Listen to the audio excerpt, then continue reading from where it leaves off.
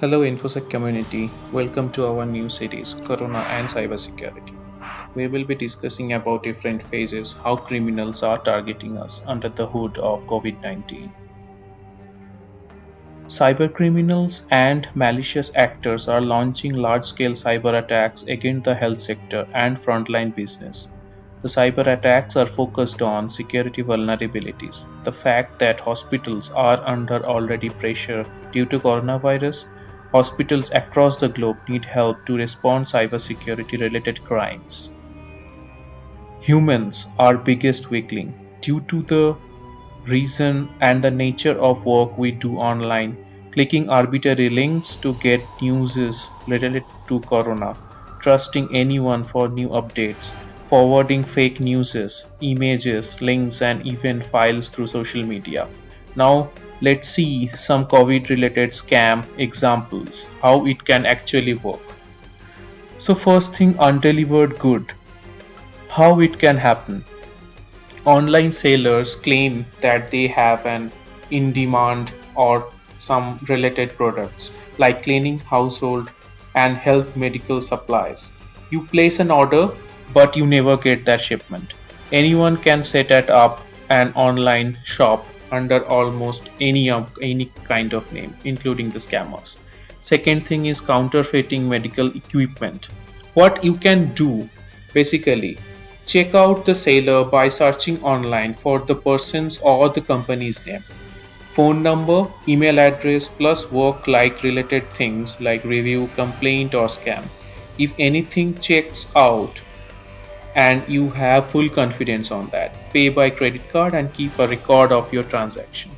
That will help you to mitigate your risk down the line and you will never fall a prey to something related to those kinds of attacks.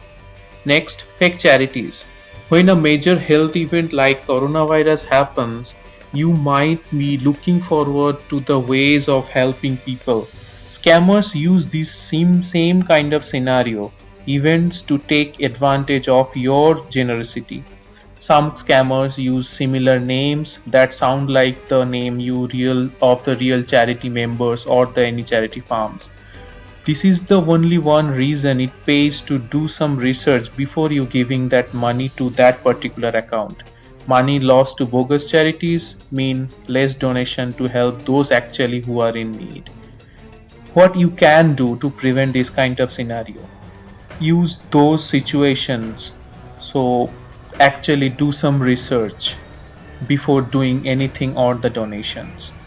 So by doing that you will be giving the donation to the actual people and not like the fake people. Next example, fake emails, text and phishing. This is a huge example.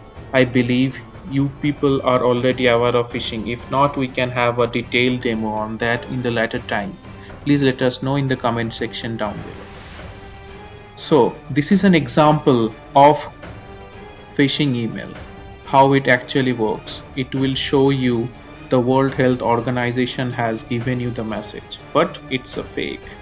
So stop while you are not actually using them or actually faking some kind of other application. So there are some techniques how you can prevent phishing from happening. So these are the general physical or the contractual terms by which you can stop a phishing attack or a phishing attacks. Please go through it. If you have any query, comment us and we will be happy to answer them or to have a detailed deep dive in our next videos.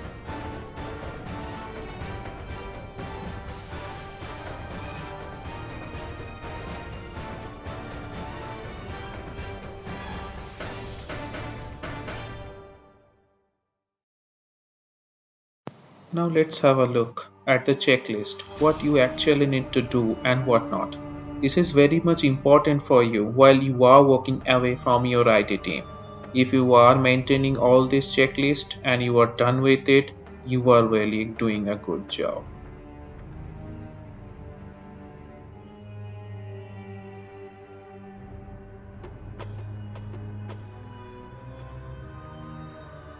Now we will hover around a particular real story.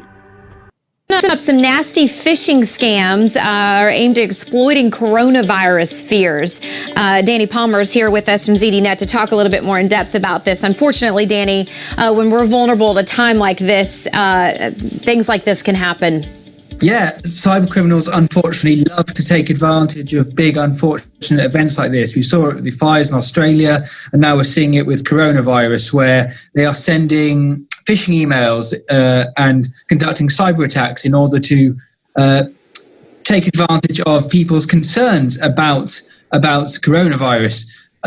Cybersecurity researchers at a variety of different companies have uncovered various campaigns where attackers are looking to directly exploit what's going on.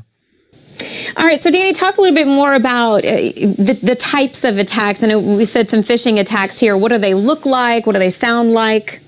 Well, a common one that's doing the rounds is a phishing email which pretends to be advice from the World Health Organization about what to do with regards to coronavirus.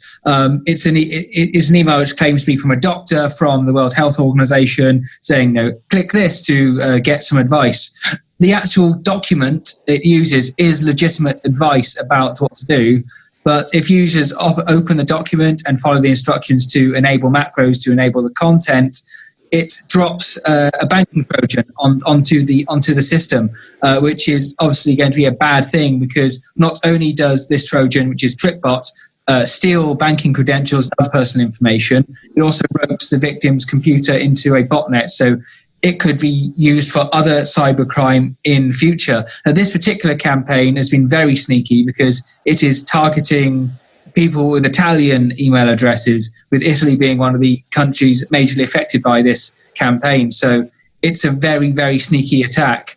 Another example of what's going on is attacks against corporate targets, where organizations are falling victim to, or are attempting, or might be falling victim to, attacks where criminals are sending messages claiming to be from a contractor saying, hey, we're your delivery company, here's what we're going to do around coronavirus. And it's the same sort of thing. If you open the document saying what they purport to be going on, it will introduce malware onto your system. And at a more basic level, there's a lot of more low-level scams doing the rounds, where criminals send spam emails claiming to have a cure for this sort of thing, or asking for money for advice as to what to do, which they obviously don't have, and all that's going to happen if you enter your details is information is going to get stolen. The World Health Organization itself has put out a warning saying, we will never ask for your financial details or ask you to log into weird links, so please don't do that. The organizations which are looking to provide advice on this sort of thing will not be just spamming your emails and saying, open this attachment. Yeah, and Danny, basic safety measures, of course, that we talk about all the time when it comes to cybersecurity. A lot of it seems, pretty commonplace or common sense type things. But unfortunately, when we are vulnerable and people are trying to consume as much information as possible about this virus, we're just more likely, it seems, to click on things just because we're in a little bit of a panic in general. So what are some of those things to pass on that you want to remind people of? So a key piece of advice is don't panic. Cyber criminals prey on urgency, be it saying, urgent message from your corporation about coronavirus, or things we've seen at a more personal level with sextortion campaigns.